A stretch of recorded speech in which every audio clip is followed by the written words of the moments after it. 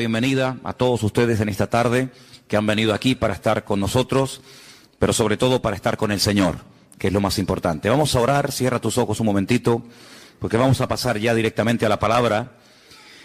Y como les anuncié el otro día, el mensaje de hoy creo que va a ser un mensaje muy importante porque vamos a poner la base para lo que queremos que sea todo el año. Para poder edificar hay que poner una buena base, un buen fundamento. Y en esta tarde el mensaje va a consistir en eso. Cómo poner una buena base para que este año 2016 sea un año de victoria y sea un año de bendición. Oramos. Padre Celestial, te damos muchas gracias por tu presencia con nosotros en el día de hoy. Gracias porque nos permites también a través de tu palabra conocerte y servirte. Y queremos en esta tarde que tú abras nuestro entendimiento, Señor. Que nos des sabiduría, que abras nuestro corazón, nuestra mente, todo nuestro ser, Señor, para que tu palabra ministre, para que tu palabra hable a nuestras vidas y podamos salir de aquí diciendo, hoy el Señor habló a mi vida, hoy el Señor habló a mi corazón. Gracias por este privilegio de tener tu santa, bendita y poderosa palabra en nuestras manos. Pedimos que tú la bendigas, que tú uses esta porción de tu palabra para traer crecimiento y madurez a nuestra vida. Y reciben esta tarde, como hemos cantado, toda la gloria y toda la honra en el bendito nombre de Jesús. Amén y amén. A principio de año hay muchas personas que hacen todo tipo de promesas, incluso apuntan en libretas los objetivos y las metas que quieren alcanzar. Y todos los años hay personas que siempre se ponen las mismas metas del año anterior y del otro y del otro. Primero, perder peso. Dicen que en este año o en las fiestas generalmente la gente engorda un promedio de 4 a 5 kilos. En algunos de ustedes se ha cumplido la profecía, Así que todos los años, la primera semana, los primeros 15 días del mes de enero decimos, hay que perder esos kilos que hemos adquirido el año pasado.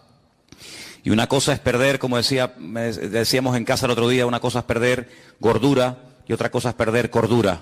Así que procure perder la gordura y no la cordura, porque son dos cosas completamente diferentes. Después algunos dicen, voy a proponerme leer la Biblia desde el principio. Y comienzan a leer Génesis 1, Génesis 2, Génesis 3, y cuando llega ya febrero, marzo, se le fue el espíritu de lectura, ¿verdad? Otros dicen, voy a comenzar a estudiar inglés otra vez. Y empiezan otra vez a estudiar inglés y se aprenden verbos y palabras y amplían el vocabulario. Y todo tipo de promesas y todo tipo de cuestiones, ¿verdad? Pero yo no quiero que cometamos el error que hay algunas personas que cometen, y es que para poder vivir en victoria, para poder tener un año victorioso, como todos anhelamos tener, amén hermanos, primeramente hay que derrumbar mentiras. Ese es el primer principio. Creo que lo queríamos poner ahí. Despejar toda mentira, romper toda fortaleza que queriendo o sin querer se ha arraigado a nuestra vida. La verdad dice la palabra de Dios que nos hará libres. Y estamos de acuerdo en ello. Amén. Pero la mentira nos esclaviza. Y hay personas que creen en mentiras creyendo que son verdades. Y por eso no viven vidas victoriosas. No viven en la libertad gloriosa de los hijos de Dios. Así que antes de proponernos una meta, antes de decir voy a hacer esto, voy a hacer aquello, lo primero que tienes que hacer seriamente es romper toda mentira que esté en tu mente, que esté en tu estilo de vida. A veces son costumbres, a veces son pensamientos, traumas, recuerdos, etcétera, etcétera. Dice la palabra de Dios en 2 de Corintios, por ahí por el capítulo 10, que aunque andamos en la carne, no militamos según la carne. Porque las armas de nuestra milicia no son carnales, son poderosas en Dios para la destrucción de fortalezas, llevando cautivo todo pensamiento a la obediencia de Cristo. Tú no vas a ser libre, nunca, jamás serás libre, a menos que primeramente eches con verdades las mentiras que están en tu mente. ¿Cómo se puede vencer la mentira? Con la verdad. Por cada mentira que logres vencer hay que plantar una verdad en tu vida. Es lo primero que tienes que hacer. Hablaremos de esas mentiras en esta tarde. En segundo lugar, edificar nuestra vida sobre verdades. Ya hemos destruido las mentiras, ya las hemos eliminado, ya las hemos derrotado con la verdad de la palabra de Dios, pero ahora la verdad tiene que ser la base, tiene que ser el fundamento sobre el que vamos a construir nuestra familia, nuestro ministerio. Todo lo que vayamos a hacer en la vida tiene que tener una base, pero una base verdadera, un fundamento firme, no arenas movedizas, para que podamos aguantar los avatares y problemas y luchas y pruebas de la vida. Y finalmente, una vez que hemos destruido y roto fortalezas de mentira, hemos puesto un buen fundamento basado en la verdad, tenemos que interiorizar y practicar esas verdades. Hay gente que sabe muchas verdades, muchísimas, pero luego no las viven, luego no las practican. Y si queremos realmente que el año 2016 sea un año victorioso, lo primero, guerra a la mentira. Vamos a hacerle guerra a la mentira con la espada de la verdad, con el poder de la verdad. La verdad dice que nos hará libres. Pues si nos hace libres la verdad, practiquemos la verdad. Derrumbemos, rompamos toda mentira, todo complejo, todo trauma, toda mala historia con la verdad. Edifiquemos sobre esas verdades y practiquemos esas verdades y entonces vamos a ver grandes resultados. Pero decir, voy a leer la Biblia entera, voy a orar más, voy a comprometerme más con la iglesia y con el Señor, voy a estudiar más la palabra del Señor, voy a apuntarme a una escuela bíblica para adquirir conocimiento, voy a hacer y voy a hacer y voy a hacer. Pero si no has roto las mentiras de tu vida, esas mentiras van a ser como esas malas hierbas que a veces ahogan la semilla y aunque la semilla se plantó en tu corazón no dio fruto, porque dice la Biblia que a veces la semilla fue ahogada por las malas hierbas. Y queremos arrancar las malas hierbas de cuajo. ¿Cuántos dicen amén? Una vez que hayamos hecho estas tres cosas, que parece muy fácil decirlo, así, muy fácil se ha dicho, pero a veces lleva toda una vida realmente el poner en práctica estos tres principios. Ahora vamos a poder enfrentarnos a cualquier mentira. ¿Por qué? Porque estamos empapados, hemos interiorizado las verdades bíblicas en nuestra vida y automáticamente la mentira no va a encontrar lugar en nuestro pensamiento, no va a encontrar lugar en nuestras emociones. ¿Por qué? Porque estamos llenos de verdad, desde la cabeza hasta la planta de nuestros pies. La mentira no se va a poder colar en nuestros pensamientos, en nuestra forma de hablar, en nuestra forma de comportarnos. ¿Por qué? Porque estamos llenos de verdad y la verdad nos protege. La verdad es como una muralla que el Señor construye a nuestro alrededor e impide que las mentiras penetren en nuestra vida. Y nos va a resultar mucho más fácil discernir las mentiras llenos de verdades, interiorizando y practicando verdades, que si viviéramos sin practicar la verdad. La verdad no tiene que ser algo teórico, tiene que ser algo práctico todos los días de nuestra vida. ¿Cuántos dicen amén? Hay 5 grandes mentiras que, aunque parezca mentira, valga la redundancia, muchos creyentes han creído en ellas y las practican. Y cuando hablan con otros hermanos, cuando hablan con otras personas, comparten y están todos llenos de razones y cargados de buenas razones. Y están compartiendo mentiras y viven mentiras y planean su presente y condicionan su futuro en base a estas 5 mentiras de las cuales quiero hablar en esta tarde. Vamos, lo más seguro es que ninguno de nosotros nos encontremos identificados con las 5 grandes mentiras, pero seguro que más de uno de ustedes, con estas 5 mentiras que voy a compartir, con alguna te vas a ver tremendamente reflejado. ¿Estás dispuesto a exponerte a que esta tarde el Señor meta el dedo en la llaga y te diga, estás creyendo una mentira y por eso así te va y por eso no ves más la gloria del Señor en tu vida? ¿Estás dispuesto? La verdad nos compromete. La verdad es como un espejo que ponen delante de nosotros. Y cuando nos ponemos delante de un espejo, si te ves mal, no le eches la culpa al espejo. Si te ves gordo, si te ves feo, si te ves como te veas, no te enfades con el espejo. El espejo proyecta, el espejo refleja lo que ponen delante. Y por eso quiero hablar en esta tarde acerca de estas 5 mentiras. La primera mentira es, no me caso, no nos podemos casar todavía, porque no tenemos dinero. Ustedes dirán, qué tontería. ¿Seguro? ¿Saben la cantidad de parejas? ¿Saben la cantidad de creyentes, jóvenes, que les gustaría formar una familia, que les gustaría casarse, que le gustaría vivir con él o con ella toda su vida, pero dicen, no nos podemos casar porque no tenemos dinero. ¿Y no será que no tienes dinero porque no te has casado? ¿No será al revés? Si no tengo dinero, no me puedo casar. Pero ¿y si mi caso no vendrá la bendición a mi vida? ¿Cuántos dicen amén? ¿Es muy difícil lo que estoy diciendo esta tarde? ¿Estoy predicando demasiado profundo? Yo soy muy simple a la hora de predicar. Soy muy claro y muy directo. Y es una gran mentira cuando hay jóvenes enamorados que se quieren, que saben que ese es el hombre de tu vida, que sabes que esa es la mujer que Dios ha puesto en tu vida para fortalecerte, para acompañarte, para ayudarte, y por el maldito y dichoso dinero no se casan e hipotecan años preciosos de su vida que podían haber formado un hogar y venir hijos y servir juntos al Señor, pero no lo hacen e hipotecan su presente y también su futuro porque dice, no tenemos dinero. ¿Y dónde dice la Biblia que tenemos que tener dinero para casarnos? Porque si la Biblia lo dijera, yo tendría como predicador, como pastor, la obligación de decirte, hermano, usted no se puede casar mientras usted no tenga dinero. Pero como la Biblia no lo dice, ni en ninguna parte de la Escritura encontramos que el requisito básico e indispensable para que dos jóvenes enamorados se puedan casar y formar una familia es tener dinero, no te lo puedo enseñar. Hay bendiciones que no vienen porque la gente no está dispuesta a pagar el precio. Porque hay algo que yo quiero que en este culto y a lo largo de todo este año interioricemos, y por eso quiero que lo proyectemos ahí para que lo lean y lo digan conmigo en alta voz. La falta de fe es la causa de la mayoría de los problemas. ¿Cuántos dicen amén? ¿Lo tenemos ahí? Léalo fuerte, por favor, quiero oírles. La falta de fe es la causa de la mayoría de los problemas. Otra vez, la falta de fe es la causa de la mayoría de los problemas. No es la falta de dinero, es la falta de fe.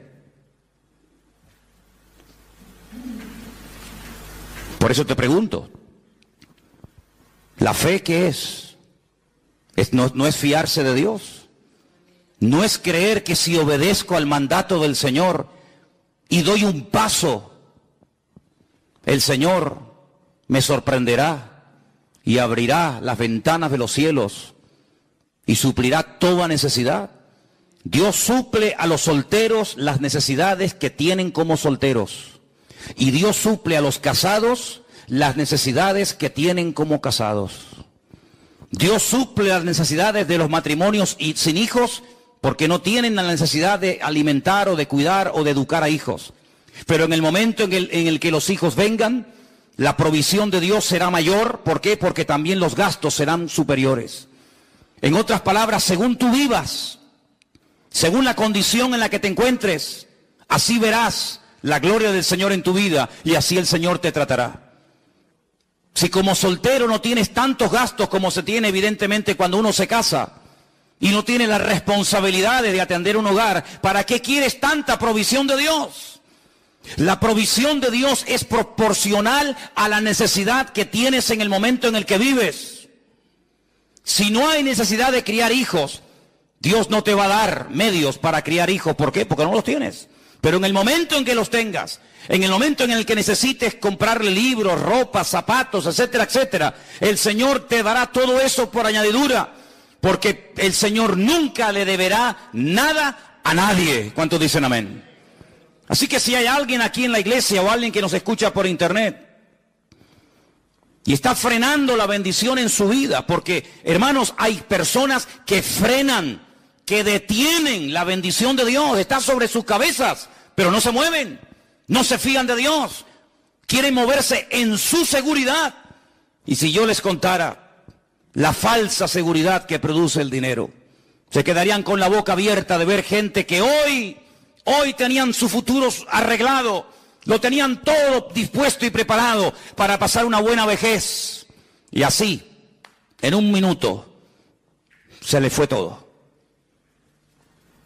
¿Cuántas personas ahorraron? ¿Cuántas personas metieron en bancos, en fondos de pensiones, sus ahorros, pocos o muchos? Y por las razones que no vamos a entrar ahora a cuestionar, lo perdieron absolutamente todo. Ahora podemos entender por qué la Biblia nos enseña, bienaventurado el varón que confía en el Señor su Dios y no en el hombre. ¿Cuántos dicen amén?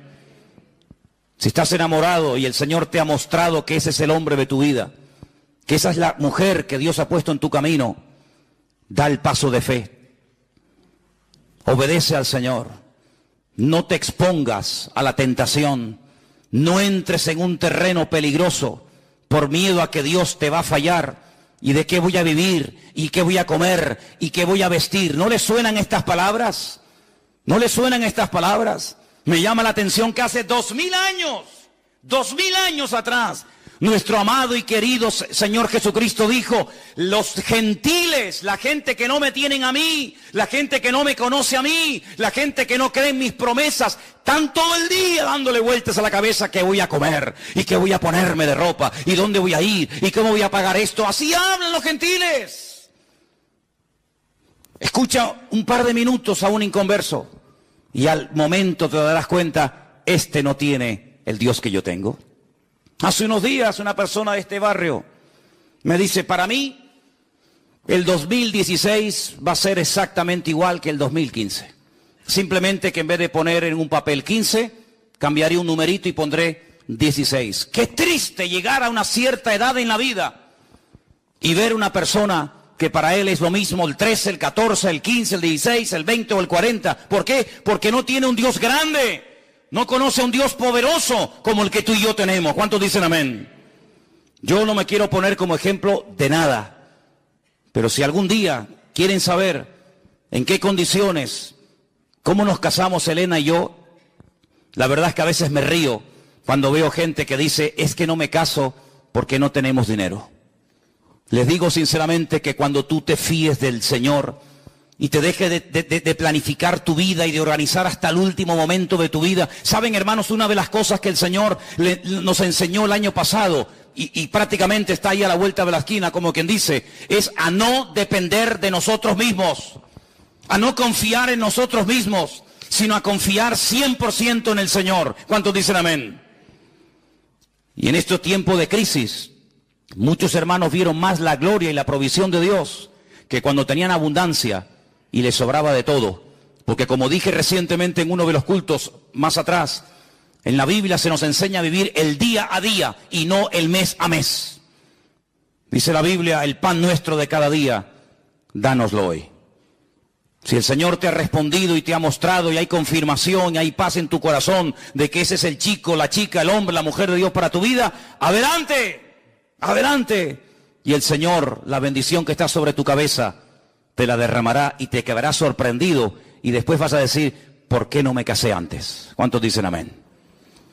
La segunda gran mentira que muchos creen, y no te puedes imaginar cuántos creyentes creen en esta gran mentira, es que yo sé que Él es el hombre de mi vida, yo sé que ella es la mujer de Dios para mi vida, pero no nos podemos casar, porque si nos casamos, me quitan la paga. Porque ustedes saben que en este país, no sé los viudos, pero a las viudas reciben una paga de 150.000 euros mensuales. ¿Sabían eso, no? ¿No? En España a las viudas les dan 150.000 euros mensuales. Ay, perdón, 400. Exagerado soy. ¿Qué estaría yo pensando? 400 euros le dan, nada más o menos. 500. Pero hermanos, 500 euros es un billete, ¿sí o no? ¿Los han visto alguna vez? Algo dice, no. Bueno, existen, hermano, existen. Son rosaditos, pero hay poco. No están mucho en las iglesias. Suelen estar por Suiza, paraísos fiscales, de banco en banco, de casino en casino. No les gustan mucho los cultos, no frecuentan mucho los cultos. Las moneditas sí. Hola, ¿qué tal? Vengo del culto, esta mañana estuve en la iglesia bautista. ¿Dónde vas? A la iglesia de Manolo. Eso sí, eso se van, son muy espirituales las monedas. Los de 500 son carnales, no les gusta pisar una iglesia, no les gusta nada del Señor. No sé por qué será, pero existen. Hermanos, ¿sabe qué? A veces somos muy propensos a cuestionar y a criticar a ciertos y determinados personajes de la Biblia por lo que hicieron o por lo que dijeron. Decimos, pero Pedro, ¿cómo pudiste negar del Señor? Dudar del Señor y ahogarte cuando estabas caminando por encima de las aguas y viste al Señor a tu lado? ¿Cómo pudiste dudar? Hermano, ¿y nosotros? ¿Y nosotros? ¿Y cómo pudo Moisés bajar de la montaña después de haber estado 40 días de ayuno y oración y tirar por el suelo la obra de Dios, las tablas de los 10 mandamientos en un momento de enfado? ¿Cómo pudo hacer aquello? Ay, hermano, ¿y usted y yo? No hemos perdido nunca los nervios ni nos hemos enfadado, todos los hemos hecho perfectos. ¿Y cómo pudo fulanito? ¿Y cómo pudo David? ¿Y cómo pudo menganito hacer tal y aquello? Ay, hermano. ¿Y cómo es posible que un cristiano que lleve toda la vida en la iglesia sea capaz de vivir años y años en adulterio, acostándose cada semana y cada día con su marido, con su esposa, y no queriendo poner su vida en orden por una paga de 400 euros? ¿Así valoras a Dios? ¿Eso es lo que vale tu testimonio? ¿Eso es lo que vale la santidad? ¿400 euros? ¿500? ¿600? ¿1000? ¿1 millón? ¿Eso es lo que vale tu santidad? Qué bonito es venir a la iglesia y hacer lo que me da la gana, ¿verdad? Qué bonito es decir, no, yo organizo mi vida, mi tiempo, mis pagas, mi tiempo libre, mi mujer, mi marido, mi esto y aquello, pero después voy al culto y el Dios me tiene que hablar, me tiene que bendecir, me tiene que ayudar, me tiene que dar trabajo, tiene que proveerme esto y aquello. Pero hermano, las condiciones no las pone usted, las condiciones las pone el Señor. ¿Cuántos dicen amén? Y sin santidad, mi Biblia dice, y la suya también, sin santidad nadie verá al Señor. Pues lamentablemente tengo que decir que he conocido y conozco creyentes que no se casan ni ponen su vida en orden porque el Estado les quita la paga. Y hermanos queridos, ¿y no creen ustedes que a lo mejor si se pusieran en orden delante del Señor, el Señor le daría mucho más que esa paga del hombre? Y verían cómo el Señor es fiel y cómo el Señor bendice a la persona obediente y que se fía de Dios. ¿Cuántos lo creen conmigo? Gloria a Dios.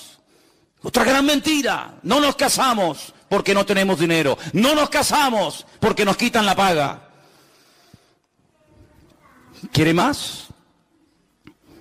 No tenemos hijos, no podemos de momento tener hijos, porque la vida está muy difícil. Y algunos cuando quieren tenerlos no les vienen. Hicieron todo lo humanamente posible para evitar que vinieran. Y algunas parejas, no muchas, pero conozco algunas que cuando quisieron que vinieran, no venían. Y veían a otras parejas cómo tenían hijos, pero ellos no. Y ya no hacían nada para evitar el tenerlos, pero ya no venían, ¿verdad? Como si nosotros pudiéramos negociar la vida o la muerte, el sí o el no, el estar o no estar, deseosos de ser padres por una situación económica. Ya sé que la vida que vivieron nuestros padres, nuestros abuelos y nuestros antepasados no tiene nada que ver con la vida, con las exigencias de un joven, de un niño, de una pareja hoy en día. Ya sé todo eso, ya lo sé. Ya sé que antiguamente se tenían un montón de hijos y no se pensaba si estudiaban o si no estudiaban esto o aquello.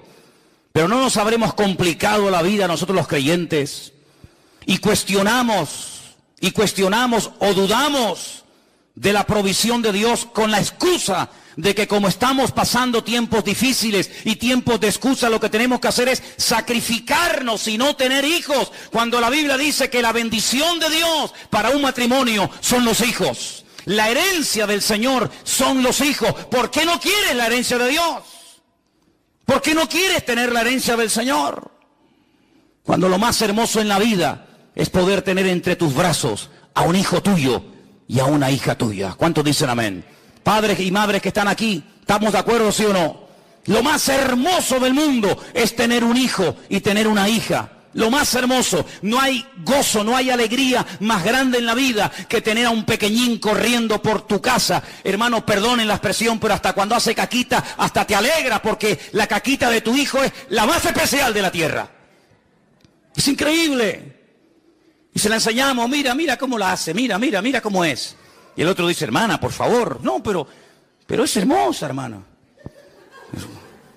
Es increíble, hermanos, cómo se pierden esa bendición tantas parejas. ¿Cuántas parejas se pierden esa bendición? No crean esa mentira, es una mentira, es una mentira. ¿Cómo que yo tengo que estar sobrado económicamente para poder tener hijos? ¿Pero qué te crees que eres tú? ¿Dios o qué? Es el Señor el que organiza nuestra vida, no somos nosotros.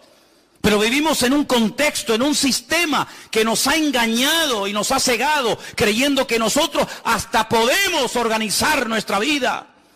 Cuando la Biblia dice, no vivo yo, mas vive Cristo en mí. Y te vuelvo a repetir, en el momento en el que vengan los hijos y vengan más necesidades, evidentemente, también vendrán más bendiciones de parte del Señor. Si tienes 3 hijos, Dios te proveerá para 3 hijos. Si tienes 10, Dios te proveerá para 10. Y si tienes 500, que lo dudo, pues para 500 el Señor te suplirá. No tienes que tener ningún temor. ¿Cuántos dicen amén? No tengan ningún temor. Es más, tener hijos cuando te sobra, lo hace cualquiera. No tienes que ser ni creyente. Si tienes 1 millón de euros en el banco y ganas un sueldazo tú todos los meses y tu mujer otro tanto, bueno, sí. ¿Y no será que después quieres viajar y conocer mundo y ir por aquí, ir por allá y los hijos son un estorbo y ya nos van a frenar y nos van a cortar la libertad? Entonces, ¿qué quedamos? No tenemos hijos porque no tenemos dinero. Y cuando tenemos mucho dinero queremos pegarnos la gran vida y de momento vamos a disfrutar. Y a veces he escuchado esa barbaridad decir, no, vamos primeramente a disfrutar y después que vengan los hijos. Y los hijos escuchando. Es como cuando una madre me dice, nosotros no queríamos que vinieran más hijos, pero bueno, vino esta. Y recuerdo una vez que una niña se quedó mirando a su mamá y le dijo, esto es verdad, ¿eh? Mamá, ¿tú no querías que yo viniera? No, calla, hija, que tú no son conversaciones de adultos. Sí, entienden. Claro que, ¿cómo no van a entender? ¿Son tontos o qué? Entienden más que lo que tú te crees.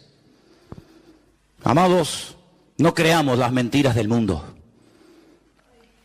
Si quieres ver más las bendiciones de Dios en tu vida, arriésgate. Porque el Señor no le debe nada a nadie. Y la causa de todos los males, y la causa por la cual muchos no prosperan, y la causa por la cual muchos nunca les llega, aunque ganen millones, es porque la falta de fe es el padre de todos los problemas que vienen a nuestra vida. Cuarta mentira. No puedo dar ofrendas, ni diezmos, ni colaborar con la obra, aunque me gustaría mucho hacerlo, porque no gano lo suficiente. Y algunos se lo creen. Dice, no puedo dar una ofrenda especial, no puedo ir al campamento, pero me gustaría pagarle a 4 o 5 jóvenes o hermanos para que vayan, o me gustaría mandar una ofrenda para comprar Biblias, o me gustaría ayudar más a la obra de Dios, pero no puedo porque gano poco dinero. Y algunos se lo creen y se llaman cristianos y llevan toda la vida en la iglesia. Y así como organizan su vientre, organizan su tiempo y organizan su dinero y organizan todo. Y son como mini dioses, dioses en miniatura. Organizo mi tiempo, organizo mi vida, organizo mi vientre, organizo todo lo que hago y todo lo que digo. Dice la palabra de Dios, y quiero llevarles a un pasaje que gracias al Señor están todas las Biblias nuestras en esta tarde, y está en el último libro del Antiguo Testamento, en el libro del famoso profeta Malaquías. En el libro del profeta Malaquías, en el capítulo 3, dice en el verso 6, Malaquías 3:6. ¿Lo tienen, hermanos? Lo vamos a poner ahí en la pantalla para que lo podáis leer si queréis. Porque yo, el Señor, no cambio. Nosotros sí. Hace unos días estábamos buscando fotografías y nos quedamos sorprendidos cómo hemos cambiado todos, ¿eh?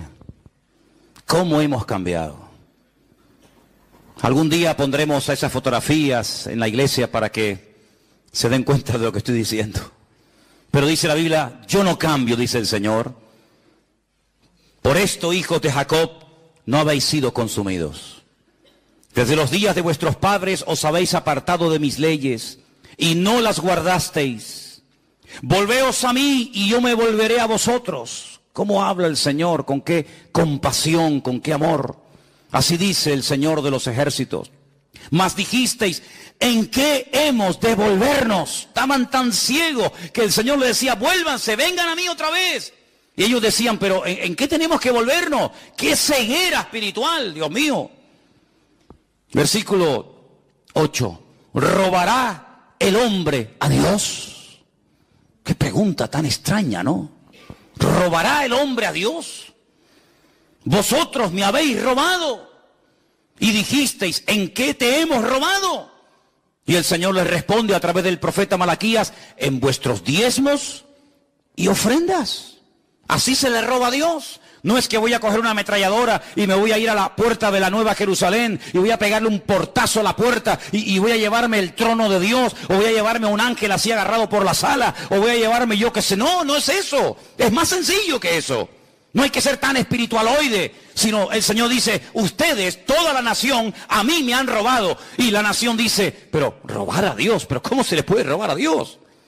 Dice, pues ustedes me habéis robado cuando no me habéis traído ni vuestros diezmos ni ofrendas. Y dice versículo 9, malditos sois con maldición, vosotros, la nación toda, me habéis robado. Madre mía, esto es impresionante, esto es tremendo. Traed los diezmos al alfolí, todos los diezmos al alfolí. Y hay alimento en mi casa, y probadme ahora en esto, dice el Señor de los ejércitos. Si no, abriré las ventanas de los cielos, derramaré sobre vosotros bendición hasta que sobreabunde. ¿Quién dice esto? El Señor lo está diciendo a través de su bendita palabra. Y dice algo más en el verso 11, que a veces parece como que no es importante, pero es muy importante. Dice, reprenderé, aparte de lo que ya ha dicho en el versículo 10, añade, reprenderé también por vosotros al devorador. Mi pregunta es, ¿quién es este devorador? ¿Quién es este? ¿Quién es el devorador? Satanás, el diablo, el que devora, el que viene a matar, a hurtar, a destruir. Llámalo calumniador, Satanás, padre de mentira, devorador. Tiene más de 27 títulos o nombres en la Biblia, para que sepamos cómo se mueve, cómo actúa, cuál es su naturaleza. Uno de ellos, el devorador, el que lo traga, el que lo consume todo. Lo reprenderé. Y no os destruirá el fruto de la tierra, ni vuestra vid en el campo será estéril, dice el Señor de los ejércitos. Amigo, yo creo que Él tiene la suficiente credibilidad como para creer en Él y no dudar de Él, ¿sí o no? Esto no es una promesa de Zapatero, ni de Rajoy, ni de fulano de Mengato, es una promesa del Señor. Yo reprenderé al devorador. Habrán millones de insectos y millones de plagas en el mundo, pero si ustedes hacen lo que tienen que hacer, yo mantendré a raya, yo lo mantendré a raya. Vuestra vid no se va a echar a perder. Habrá bendición hasta que sobreabunde, dice el Señor. Y todas las naciones, versículo 12, todas las naciones os dirán, bienaventurados, porque seréis tierra deseable, dice el Señor de los ejércitos. Unas promesas tremendas, que muy pocas veces se leen, pero en este primer domingo del año creo que vienen bien leerlas. Entonces, haga lo que tiene que hacer, cumpla delante de su Dios con lo que tenga que cumplir y deje los resultados en las manos del Señor. Yo no soy como esos predicadores que abundan por ahí, cada vez hay más, lamentablemente, que todo lo arreglan con diezmos y ofrendas. Usted está enfermo, ofrende y diezme. Usted tiene un problema en el matrimonio, ofrende y diezme. Yo no soy de esos cuatreros del púlpito que despellejan a las ovejas y se pegan la gran vida a costa de la pobre gente. Yo no soy de esos. Al contrario, totalmente enemigo de ese evangelio, que ni es evangelio ni es nada. Y ellos lo saben. Pero sí soy una persona que cuando la Biblia dice algo, mi obligación es decirlo. Y la palabra del Señor nos enseña que si queremos ser personas prósperas, económicamente hablando, materialmente hablando, hay unos principios ineludibles. Hay algo que yo tengo que hacer como padre de familia, como hombre, como matrimonio, cosas que tenemos que hacer. Y cuando las hagamos, la bendición viene. Eso sí dice la Biblia. Y yo se lo dejo ahí para que usted lo analice y coma el pescado y deje las espinas a un lado. La quinta y última mentira: no puedo asistir a los cultos, tengo que trabajar mucho, tengo que hacer muchas horas extras, porque tengo muchas cosas que pagar, tengo muchos gastos, y han creído en la mentira que cuanto más horas trabajan, más dinero van a ganar. Y eso es falso. Hay gente que está trabajando más que nunca, y ganando menos que nunca. ¿Qué le parece? No puedo ir al culto el jueves. ¿Por qué? Pues estoy trabajando. No tengo que hacerlo, pero yo voy a quedarme porque tengo que hacer horas extraordinarias. El domingo tampoco puedo ir, y al retiro de febrero no cuenten conmigo. Ay, cómo me gustaría ir, pero no puedo porque tengo...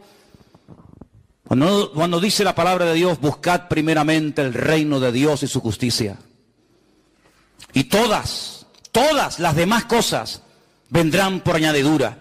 Yo me imagino, y por eso me adelanto, para que no se infiltre esa mentira entre nosotros con este anuncio que acabo de dar hace un instante del retiro para el mes de febrero, que algunos ya habrán dicho en su corazón, ¿cómo me gustaría ir? Pero no tengo dinero. Y si tú supieras que es al revés, lo primero que tienes que hacer es, yo voy a ir, porque si yo voy a ir, el Señor me va a dar el dinero para poder ir. Yo he ido docenas de veces a Israel. Jamás en mi vida me he preguntado cómo voy a ir. El Señor, cuando ve que hay en el corazón de una persona un deseo genuino y real de conocer y de visitar su tierra, el Señor a esa persona milagrosamente le provee todo lo necesario para que pueda ir. Hace años que aprendí, y lo aprendí, y ahora les voy a contar un testimonio que por poco me cuesta la vida. Aprendí que mi agenda, y aprendí que mis necesidades, quien las suple es el Señor. En el año 90, fíjate lo que ha llovido, algunos de ustedes ni habían nacido. En el año 90, en enero del 90, yo me encontraba en lo alto de una montaña en Galicia orando. Tenía un coche muy lindo que me habían regalado mis suegros. Yo lo quería vender porque mi ilusión era ir a Argentina, en aquellos años del gran despertar y del gran avivamiento del Señor en aquel país. Yo quería ir allí. Y mis planes, mis proyectos, mis ideas geniales y maravillosas eran vender el coche. Y como en aquellos tiempos la vida allí era tan económica, pues yo lo que quería era vender el coche, comprarme los billetes que se compraban en aquella época de segunda mano, una cosa que suena impensable hoy en día. Personas que venían a España y vendían el billete de vuelta, ¿qué te parece? Y llevarme un dinerito para estar allí unos meses y ver el mover de Dios allí. Y yo oraba y confiaba de que ese coche me iba a proveer mis necesidades. Pero la pregunta es, ¿quién es el que suple nuestras necesidades? ¿El coche? ¿El oro? ¿El trabajo? ¿Quién suple las necesidades de un creyente? El Señor es el que la suple. Puede utilizar cualquier medio, pero jamás poner la fe en el medio, sino poner la fe en el Señor y que Él use el medio o el instrumento que quiera. Y yo bajaba de la montaña. Y en una recta, al final había una pequeña curva, y al suelo le habían echado lo que llamamos aquí ese piche, como picón. Y yo frené, y el coche me derrapó, y no fui capaz de tomar la curva, y el coche salió así, despedido, al vacío. Esa sensación de ir en una especie de montaña rusa sin raíles, porque cuando vas en la montaña rusa, sabes que de alguna manera... Pero esa sensación de caer al vacío y esa cosa que te da aquí en el estómago, es una sensación terrible. Recuerdo que yo no llevaba el cinturón de seguridad puesto, me agarré al volante, apreté con todas mis fuerzas hacia atrás, hice la oración más corta y más ungida de toda mi vida. Jamás en mi vida he orado con tanta fe y a grito, solamente me dio tiempo de decir, Señor, sálvame. Y cuando dije eso, el coche hizo ¡pum! Cayó así de punta. Primeramente cayó sobre la rama de un árbol, la partió. Eso fue lo que gracias a Dios me amortiguó y cayó así de punta, el coche quedó así. Por este lado recuerdo que había como una roca, una pared, no podía salir. El cristal, la luna delante, salió entera. Y al momento de salir entera, los limpiaparabrisas entraron para adentro. Y yo notaba que algo estaba cayendo del techo. Yo pensaba que era gasolina y que iba a explotar. Es una cosa tan terrible. Y yo miraba para el techo y decía, pero yo no veo que cae nada. Y cuando hice así me toqué y tenía todas las manos llenas de sangre. Pero mi preocupación no era ni la sangre, mi preocupación era mi coche que se ha roto. ¿Cómo me voy a Argentina ahora? ¿Cómo compro los billetes ahora? Y entonces salí del coche, me subí arriba a la carretera, venía un tractor. Y entonces lo paré y le pedí que por favor me ayudaran a sacar del fondo del barranco mi coche. Y el hombre me dice, pero ¿dónde está tu coche? Digo, está allá abajo. Cuando el hombre se asomó dice, ¿pero tú has salido de ahí? Digo, sí, de ahí salí. Bajó con el tractor, me sacó el coche era un acordeón, hermanos, un acordeón. Solamente quedó una rueda, las demás las reventó todas, la palanca de cambio desapareció, el coche era, pobrecito, un acordeón. Me fui a una casa por ahí por el campo, le pedí a una señora que me dejara entrar en casa para lavarme, para que cuando llegara a casa Elena no me viera todo lleno de sangre, todo sucio. Y entonces me dejó pasar al baño, la mujer, sí, pasa. Y estando allí, lavándome la cara, se me fue el conocimiento, volví otra vez y perdí el coche. Yo entré en una crisis de fe, una crisis de no sé de qué. Y ahora cómo me voy, Señor, y ahora cómo ya me había despedido de la iglesia, ya habíamos entregado a la iglesia a otro pastor, que después la pastoreó 10 años más después de nosotros. Hermanos, comenzamos a visitar iglesias para despedirnos y cada vez que íbamos a una iglesia nos daban ofrendas. Y cuando llegábamos a casa, comenzábamos a ver las ofrendas que los hermanos nos daban y fue algo tan impresionante, hermanos. Pudimos ir a Argentina, pudimos estar un tiempo allí. El Señor, el tiempo que estuvimos allí, viviendo totalmente por fe, nos permitió recorrer el país de punta a punta. El Señor suplió todas nuestras necesidades de una forma milagrosa. Fuimos con billete de ida y no con billete de vuelta. Pero cuando teníamos que volver, una iglesia puso unas cajas de cartón así, la iglesia Santuario de Fe en la ciudad de Rosario, en Argentina, Pastor Norberto Carlini. Y puso unas cajas y dijo, hermanos, Manolo y Elena han sido una bendición para nosotros este tiempo que han estado aquí, vamos a bendecirlos. Ellos han sentido volver a su tierra y la gente comenzaba a pasar y llenaban cajas de billetes. Y pudimos comprar los billetes de vuelta. Y por si esto fuera poco, años más tarde, mi hija se enamora de un argentino. Y esa fue la guinda que coronó el pastel, ¿no? De la misma ciudad donde vivimos nosotros. Amados, si no estamos dispuestos a pagar un precio, seremos toda la vida cristianos mediocres. Iglesias de barrio, pobrecitas, que no tienen una visión mucho más allá que simplemente pagar la luz y el agua y sobrevivir mensualmente. Hermanos, tenemos que ampliar nuestra visión. Tenemos que creer que nuestro Dios es un Dios grande, que no lo limita nada ni nadie, pero sí nosotros podemos llegar a limitar a nuestro Dios con nuestra forma de hablar, creyendo en estas 5 mentiras, que simplemente he mencionado 5, podría mencionar otras más. Pero tenemos en este año que producir, activar nuestra fe de tal manera que podamos ir mucho más allá de lo que, gloria al Señor, hasta el día de hoy hemos podido llegar, porque nuestro Dios es el Dios todopoderoso. ¿Cuántos dicen amén? Y por eso he reservado para el final 2 versículos que los leí en estos días y son realmente impresionantes. Quiero llevarles un momentito al libro de Deuteronomio, el capítulo 7 y el capítulo 8. Y voy a leer 2 versículos y explicarles brevemente algo para que os deis cuenta, como un agregado más, que no solamente hay que romper mentiras y edificar sobre la verdad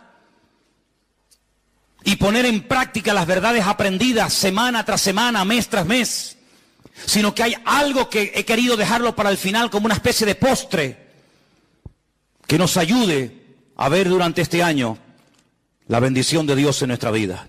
Deuteronomio capítulo 7 se leyó desde el 12 en adelante, pero el versículo 12, Deuteronomio 12, yo lo voy a leer en otra versión. Creo que nos va a ayudar a comprenderlo un poquito mejor. Dice el versículo 12, según esta versión que yo lo voy a leer ahora. Y como consecuencia de haber escuchado estos mandamientos y de haberlos guardado y de haberlos llevado a cabo, el Eterno tu Dios guardará para ti el pacto y la bondad que Él juró a tus antepasados. Fíjate, como consecuencia de, no como algo automático, no como algo que se produce instantáneamente, sin ningún tipo de esfuerzo por mi parte, sino como consecuencia de haber puesto en práctica los mandamientos del Señor, como consecuencia de haber interiorizado y de haber vivido y de estar viviendo en la verdad. La consecuencia directa de eso es que el Señor cumplirá con su pacto que ya había dado a nuestros padres en el pasado.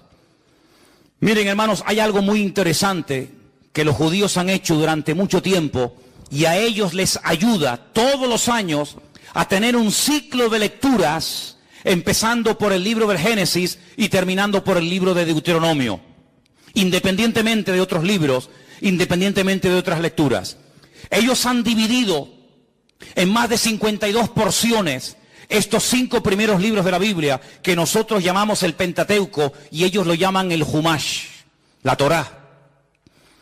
Ellos leen a lo largo de un ciclo que dura un año, de octubre a octubre, estos primeros 5 libros de la Biblia, y a cada una de estas porciones le han puesto un nombre. Y así, simplemente mencionando el nombre, ya saben de qué libro y de qué porción estamos hablando. Hay una porción que empieza en Deuteronomio 7:12, el versículo que yo les acabo de leer. Y el nombre que le han puesto a esa porción, que va hasta otros capítulos, se llama Ekev. Ekev. Y la palabra Ekev significa talón, el calcañar. Y uno dice, ¿y qué tiene que ver la palabra Ekev con esta porción de la Biblia? Claro, usted lee el versículo 12 y la palabra talón no la ve por ninguna parte, ¿verdad? Usted ve la palabra talón en el versículo 12 por ninguna parte, pero en hebreo está. En hebreo está. Y es interesante notar, cuando uno lee el libro de Josué, que cuando ellos van a entrar a tomar posesión de la tierra, por fin, después de 40 años de dar vueltas y vueltas y más vueltas en el desierto, hay algo que tienen que hacer los sacerdotes. Ustedes lo pueden leer en Josué capítulo 3, del 13 al 17, cuando lleguen en casa, lo leen tranquilamente. Josué 3, del 13 al 17. El Señor le dice a Josué, dile a los sacerdotes que portaban el arca, que cuando ellos entren y mojen sus calcañares, sus tobillos, cuando las plantas de sus pies entren a las aguas del río Jordán y se queden firmes, quietos, sin moverse en medio del río Jordán, las aguas que vienen del norte de Israel se detendrán. Y evidentemente las aguas que van hacia el sur, que entran en el Mar Muerto, se irán. Y se producirá un vacío, y entonces aprovechen para penetrar y cruzar el río Jordán y tomar posesión de la tierra prometida y conquistar la tierra de Jericó. Fíjate qué interesante, no dice cuando se mojen la cabeza o metan la mano, sino cuando se mojen las plantas de los pies de los sacerdotes. Tenemos una expresión que muchas veces decimos, hay que mojarse, amigo, mójate, mójate, cuando le hacen una pregunta en la televisión a una persona, a ver, ¿quién va a ganar, fulano o mengano? Y dice, bueno, no, mójense, mójense. Habéis visto esa expresión, ¿verdad? ¿La habéis escuchado? Probablemente venga de ahí. En otras palabras, hay 2 millones de personas esperando a ver qué van a hacer ustedes. En otras palabras, la tierra va a ser conquistada. Vamos a poder pasar de la rutina a la libertad gloriosa de Canaán cuando ustedes decidan que las cosas cambien. Ya hemos estado demasiado tiempo en el desierto dando vueltas. Si los sacerdotes dicen, está bien, sabemos cuál es nuestra obligación, sabemos lo que tenemos que hacer, pero mañana, otro día, el pueblo iba a estar detenido, miles y miles de personas, familias, jóvenes, ancianos, iban a estar detenidas porque unos señores no terminaban de interiorizar una verdad que ya conocían. ¿Cuál era? Mojarse la planta de vuestros equef, de vuestros talones. Una vez que ustedes hagan su parte, el milagro se producirá. Y como resultado, como consecuencia de haberse producido el milagro, toda esta nación será afectada positivamente. De ustedes depende. Ahí está la tierra, yo estoy con ustedes, nadie les podrá vencer jamás, aunque sean más numerosos, aunque estén mejor armados, aunque sean más fuertes, no pasa nada. Aquí empieza hoy un cambio. Aquí empieza hoy un principio de una vida nueva. De ustedes depende, amigos. Esa es una explicación.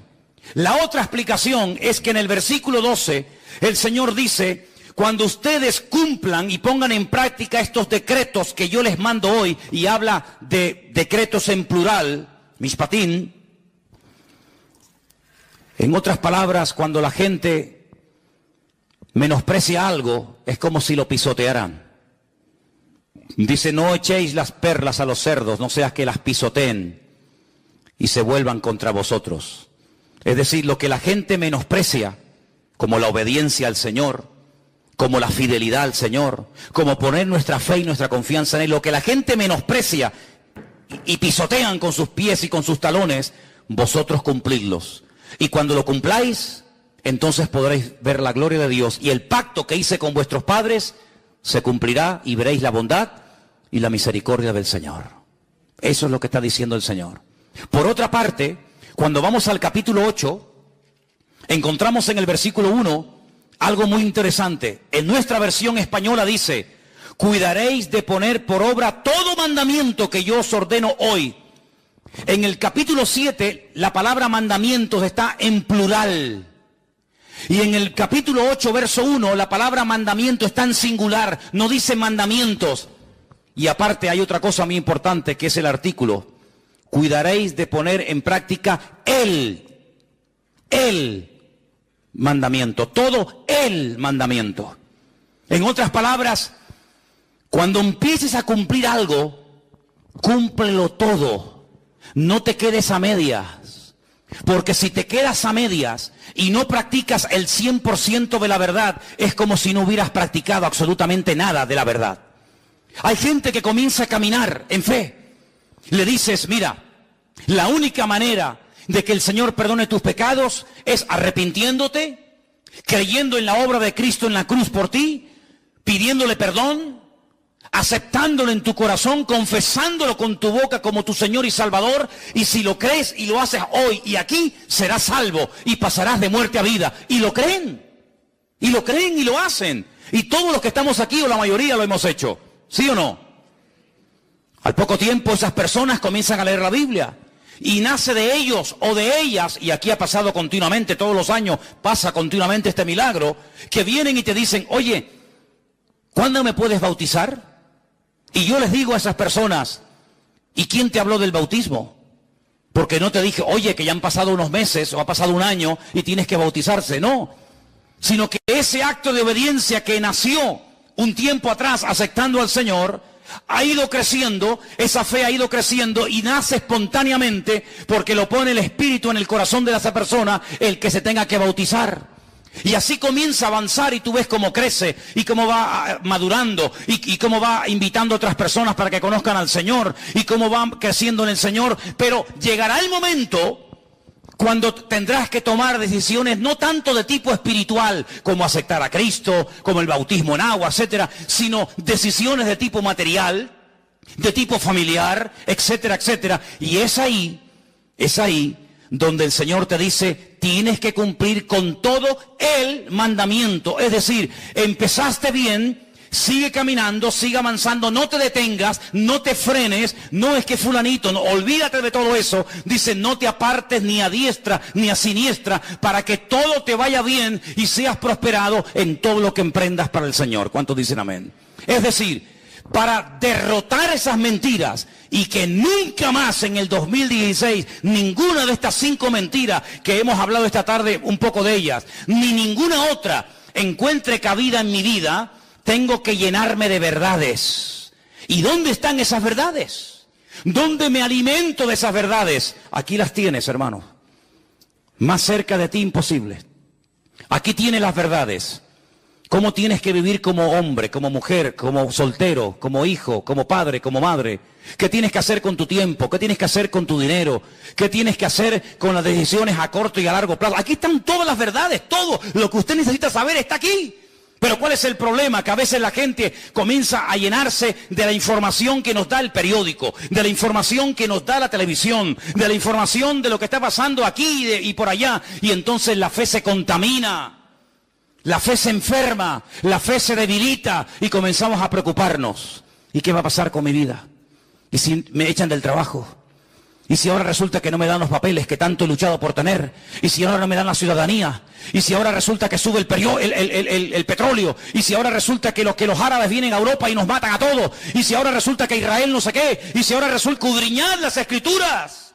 Léanlas, memorícenlas, enséñenselas a los niños. Que las aprendan desde pequeñitos, para que cuando sean grandes y sean bombardeados a través de la televisión, de la radio, de la prensa, en los colegios, en las universidades, estén firmes sin titubear. ¿Por qué? Porque la verdad trae firmeza, porque la verdad trae, hermanos, calma a nuestro espíritu, la verdad nos hace libres y nos hace felices en la vida. ¿Cuántos dicen amén? Por eso, hermanos, tenemos que tomar hoy, primer domingo del año, una decisión. Mojarnos los pies en las verdades del Señor. Y quiero terminar citándote unas palabras de un sabio llamado Salomón, el hijo del rey David. Escribió un libro que algunos dicen que era como su diario personal. ¿Saben lo que dijo? Después te digo dónde está. Cualquier persona que diga que los tiempos pasados fueron mejor que los tiempos presentes, no hablará con sabiduría. ¿Qué te parece? ¿Eso está en la Biblia? Sí. Eclesiastés 7:10. Cualquier persona que diga, pero antes la vida era más tranquila, antes se vivía mejor, antes no sé qué. Hermanos, no tenemos que mirar atrás. Las cosas viejas pasaron. Nuestros padres, ¿a dónde se fueron? Nuestros abuelos, ¿a dónde se fueron? Que no eran creyentes, por lo menos en mi caso. A Cuba, a Argentina, a Venezuela, a Brasil, a lugares donde se les abría un mundo de posibilidades.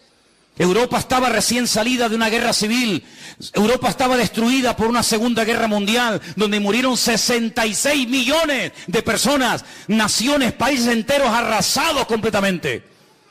¿A dónde huías? ¿A dónde ibas? ¿A Alemania? ¿A España? ¿A Francia? ¿A Italia? ¿A dónde ibas? Así se fueron millones de italianos, de españoles, vascos, escoceses, ingleses. ¿A dónde se iban? A Latinoamérica. Porque no eran creyentes. Pero ahora nosotros somos creyentes.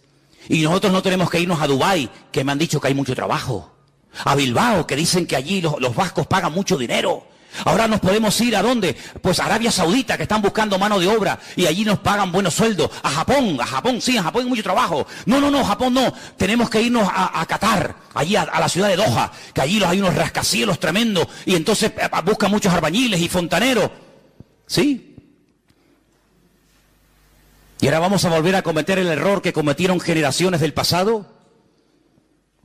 ¿Por qué no hacemos caso a aquel que dijo, venid a mí, los trabajados y cargados, que yo os haré descansar? Mientras tu meta sea Estados